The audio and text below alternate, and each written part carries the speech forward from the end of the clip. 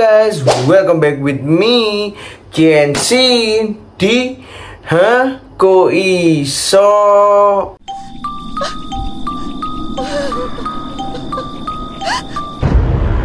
Di hari ini aku mau membahas mengenai kasus Papi Didi. Pasti banyak yang belum ngerti. Yuk langsung aja aku bahas ke kronologinya. Tapi sebelum itu jangan lupa kalian pencet tombol like, comment, and subscribe biar aku bisa memberikan video-video menarik buat kalian semua. Nama asli Papi Didi adalah Sean John Combs, lahir pada tanggal 4 November tahun 1969. Jadi Papi Didi ini merupakan seorang rapper, penyanyi, penulis lagu maupun produser rekaman dan perancang busana di Amerika Serikat. Papi Didi memiliki perusahaan rekaman Bad Boy Records dan rangkaian busana Sean John by Sean, perusahaan film, dan 2 rumah makan. Wah, usahanya itu banyak banget guys, sumpah gila gak sih? Combs dilahirkan di New York dari keluarga Melvin dan Janice Combs.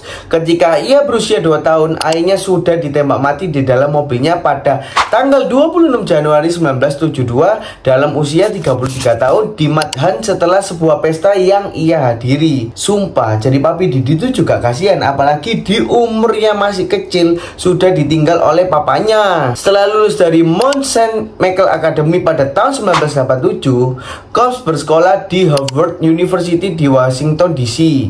Namun kemudian keluar dan menjadi intern di Uptown Records. Kemudian Papi Didi mendirikan perusahaan rekamannya sendiri bernama Bad Boy yang menghasilkan beberapa hit dari Craig Mack dan The Notorious Big. Combs sebagai Puff Daddy menjadi produser rekaman Faith Evans, Father MC, Jodeci, Mary J. Blige, Usher, Lil Kim, TLC, Mariah Carey, Boyz II Men, SWV, Aretha Franklin, Massey, dan The Blocks. Sehingga persaingan ketat tersebut dengan Death Row Records mengakibatkan kematian Tupac Shakur dan The Notorious Big. Combs memiliki 2 anak kembar perempuan dengan Kim Porter. Sebelumnya ia adalah pacar Jennifer Lopez. Oke, langsung aja kita masuk ke kronologi kasus Papi Didi. Pada tanggal 16 November 2023, Casey mengajukan gugatan kepada Papi Didi. Ceritanya, Casey mulai berpacaran dengan Papi Didi sekitar tahun 2007. Keduanya melakukan putus nyambung hingga akhirnya benar-benar putus pada tahun 2018. Tapi ada bagusnya kalau putus kan? Sekarang dia udah tahu kalau Papi Didi ini orangnya nggak bener. Akhirnya penyanyi Me and You itu mengajukan gugatan hukum pada November dengan menuduh Papi Didi melakukan perilaku yang sangat buruk dengan kekerasan selama bertahun-tahun dan 1 kali pemerkosaan. Wah, ngeri banget nih Papi Didi ya guys ya. Dalam gugatan hukumnya diajukan oleh Pengadilan Federal Manhattan, pengacara menuduh Casey telah menanggung lebih dari 1 dekade perilaku kasar dari tuntutan yang menanggungnya, termasuk pemukulan berulang kali dari Papi Didi dan memaksanya untuk melakukan tindakan seksual dengan pekerja seks pria. Wah, gila sih Papi Didi nih. Kok bisa tega ya sama pacarnya sendiri ya kan? Kemudian menurut pengaduan tersebut, setelah Casey mencoba memisahkan diri dari Papi Didi pada tahun 2018, Papi Didi diduga memaksanya masuk ke dalam rumahnya dan memperkosanya, sementara Casey berulang kali mengatakan tidak Papi Didi dan mencoba mendorongnya sampai berulang kali. Wah, sumpah Papi Didi ini selain gila terus haus seks juga guys. Casey juga mengeklaim bahwa dia mengalami beberapa episode pelecehan yang mengerikan selama hubungan yang mereka jalanin. Sumpah, kalau aku jadi Casey itu udah gua laporin dari awal. Tapi ya susah-susah gimana ya guys ya. Apalagi kan Papi Didi ini orang terkenal, jadi nggak bisa sembarang polisi bisa nangkep gitu kan. Dia juga menuduh dalam gugatannya bahwa Papi Didi meledakkan mobil milik judi pada tahun 2012 setelah dia mengetahui rapper tersebut secara romantis tertarik pada Casey. Wah, psikopat banget nih Papi Didi ya kan. Pada tanggal 17 November tahun 2023, Casey dan Combs berdamai. Tapi kurang dari 24 jam setelah gugatan tersebut dilaporkan, Combs dan Casey mencapai kesepakatan dengan jumlah yang tidak diungkapkan. Ketentuan kesepakatan tersebut tidak diketahui. Saya telah memutuskan untuk menyelesaikan masalah ini secara damai dengan ketentuan saya. Memiliki kendali atas hal tersebut, kata Casey dalam sebuah pernyataan yang dikeluarkan oleh pengacaranya Douglas Victor. Victor juga mengklaim musisi tersebut telah menawarkan kliennya 8 angka untuk mencegah mengajukan gugatan. Ya gila, kok bisa ya si Casey masih bisa memikirkan uang ya kan? Kami juga telah memutuskan untuk menyelesaikan masalah ini secara damai. Saya berharap yang terbaik bagi Casey dan keluarganya. Salam sayang, kata Papi Didi. Setelah itu pada tanggal 23 November tahun 2023, Papi Didi dituduh melakukan pelecehan seksual dan pemberian obat bius dalam insiden awal pada tahun 90-an. Sehari sebelum Undang-Undang Korban Dewasa Negara bagian New York berakhir, Combs dikenal 2 tuntutan hukum atas penyerangan seksual. Gila nih Papi Didi.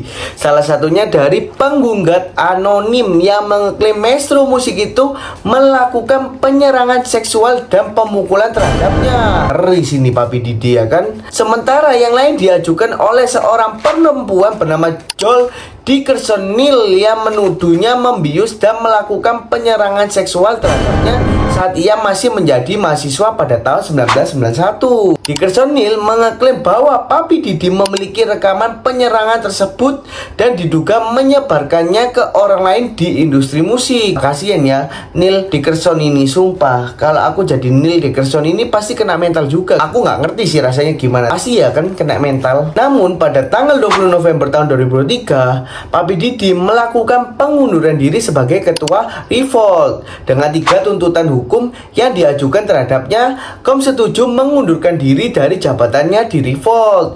50 Cent tak henti-hentinya menyindir Papi Didi selama hidupnya dan menawarkan untuk membeli Revolt dari bos bad boy itu setelah mengetahui dia mengundurkan diri. Aku akan membelinya darimu, pojok nakal, dengan harga murah karena kau tahu katilah dari Abdi dan T akan menarik piwi. Tulisannya di atas 2 foto berita utama tentang pengunduran Papi Didi. Kemudian pada tanggal 6 Desember tahun 2023, Combs menyangkal semua tuduhan setelah gugatan keempat diajukan. Gugatan keempat muncul pada Desember di mana Jane Doe menuduh dia diperdagangkan untuk seks komersial dan diperkosa beramai-ramai oleh Combs, mantan presiden Bad Boy Records, Harvey Pierre, dan seorang individu lain pada tahun 2003 ketika dia masih berusia 17 tahun. Combs merilis pernyataan di media sosial membantah semua tuduhan yang diajukan kepadanya.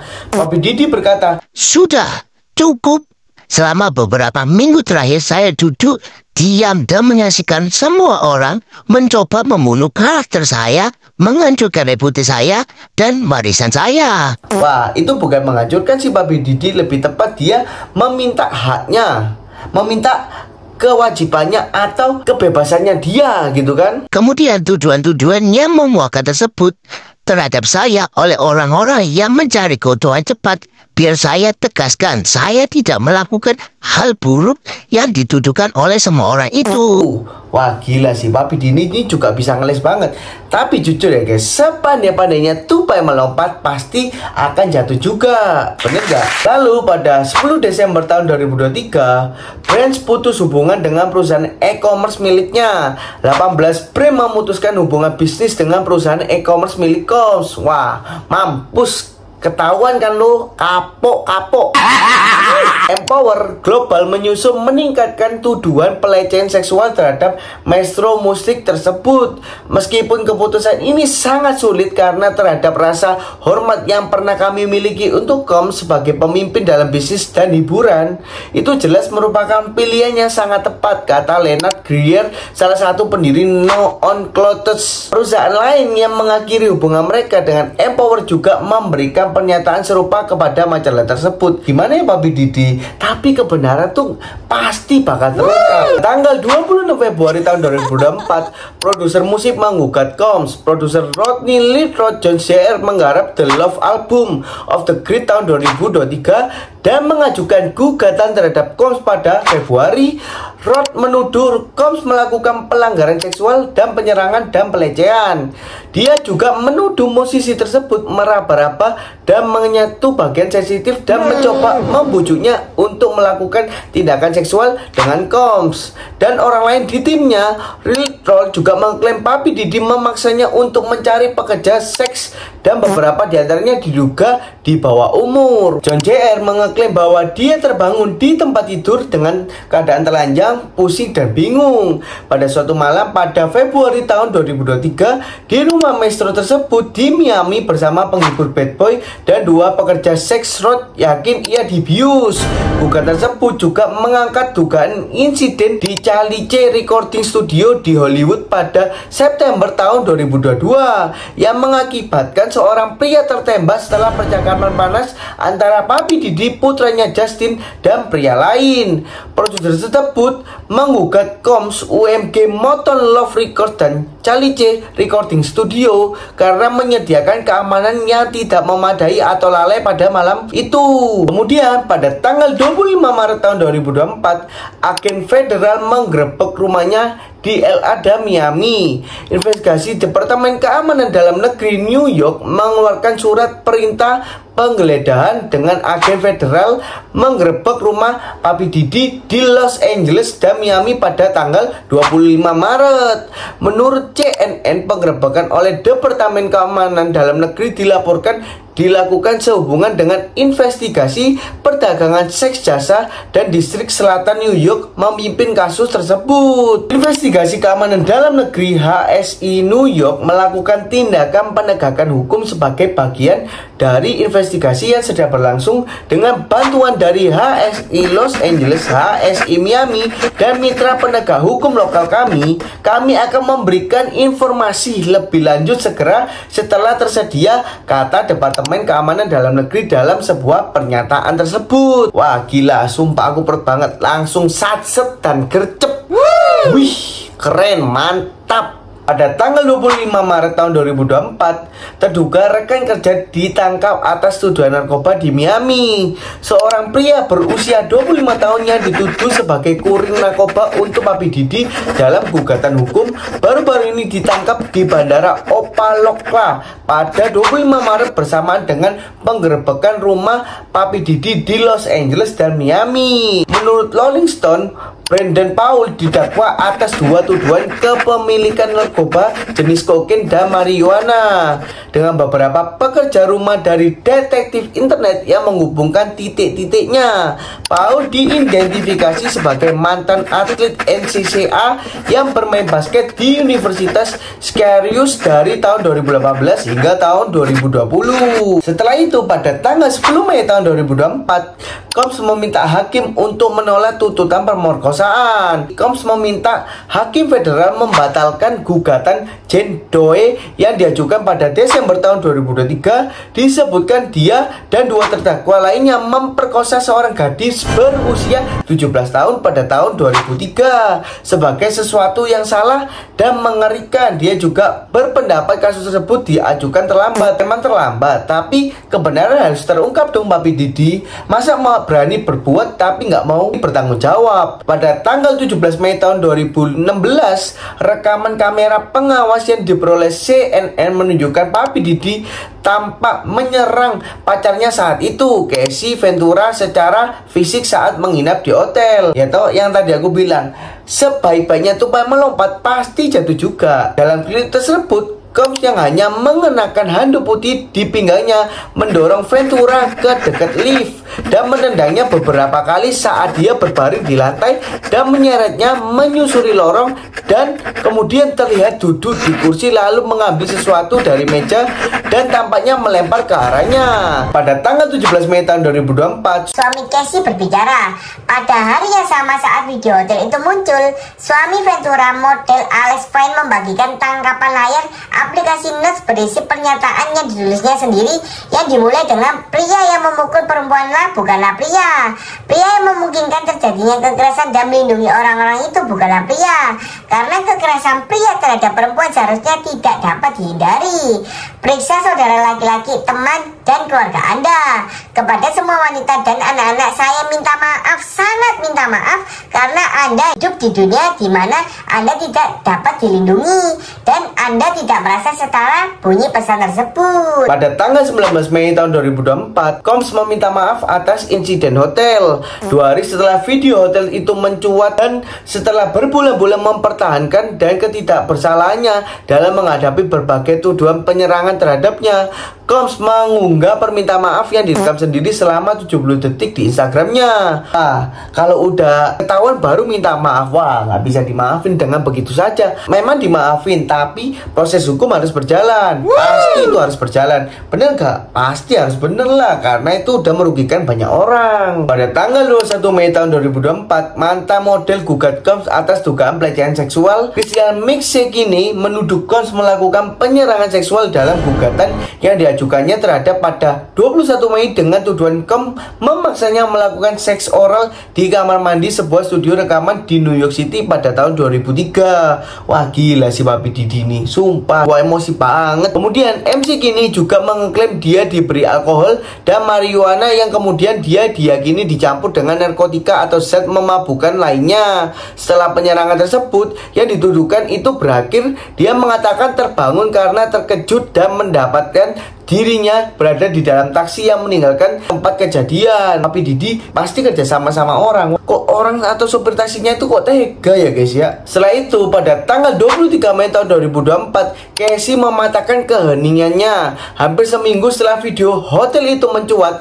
Casey angkat bicara tentang rekaman itu setelah sebelumnya hanya berbicara melalui pengacaranya saja. Terima kasih semua cinta atau dukungan dari warga, teman, orang asing, dan mereka yang belum pernah bertemu dengan saya. Tulisnya dalam sebuah pernyataan di Instagramnya yang tidak menyebut Didi. Kemudian pada tanggal 16 September 2024, Papi Didi ditangkap oleh kepolisian. Ditangkap di Manhattan setelah didakwa oleh Dewan Juri Agung.